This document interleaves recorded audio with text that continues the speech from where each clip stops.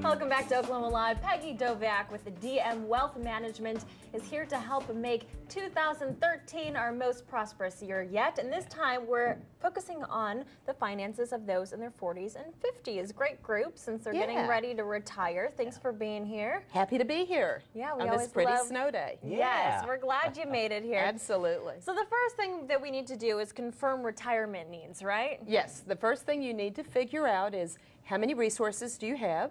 Does your company have a retirement plan? Are you going to count on Social Security? And then what's the difference between what you think you'll be spending in retirement compared to the resources that you have? By your 40s and 50s, you've got a much better idea of how much money you're actually going to need because you know what retirement looks like.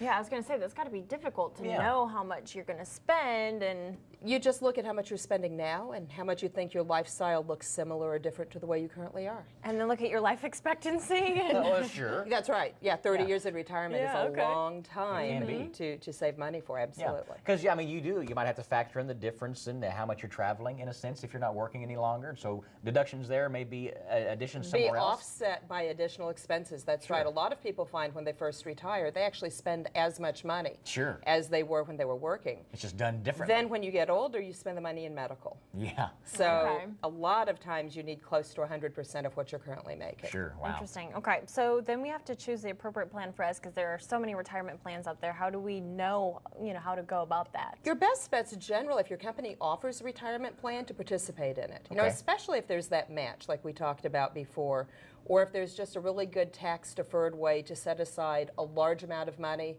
IRAs and Roths are great, but if have the 401k plan, you can put in close to $17,000 a year if you had that much to save in pre-tax dollars. Wow. And tell us briefly what a Roth IRA is. A Roth IRA is my favorite investment vehicle. Okay. It is funded in after-tax dollars, and then the growth is tax-free, assuming that it's in for 5 years and that you're 59 and a half when you take the distribution.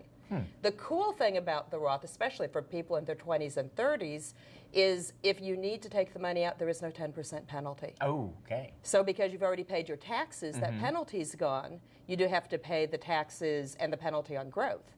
But it makes a nice emergency fund for people. Sure. So an obvious benefit for those in their 20s and 30s, but is it still good for that 40s and 50s Absolutely, group? because we don't know what the tax rates are going to be doing. We don't know what we're going to have to pay in taxes in our 70s and 80s. Exactly. All right. What would you tell people that are a little bit apprehensive with the Social Security issues and things that are kind of leering? They're worried about the fact that, well, their grandkids and kids are paying for things that may not be there in the long run. How can you go about having that secure, less fearful retirement motion? A lot of what you can do is just look at how your money's invested. Okay. You need to make sure that you have enough to meet your needs. If you don't want to include Social Security, I have a lot of clients who don't. Yeah. So we calculate the need as though Social Security isn't there.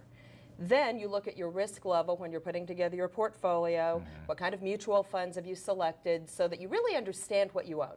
Because when you understand things, they're less scary. And you understand the risks that you're taking, the risks that you aren't. And that was one of the points that you were going to bring to us, the understand your investments. Absolutely. Basically ask yourself all of those questions.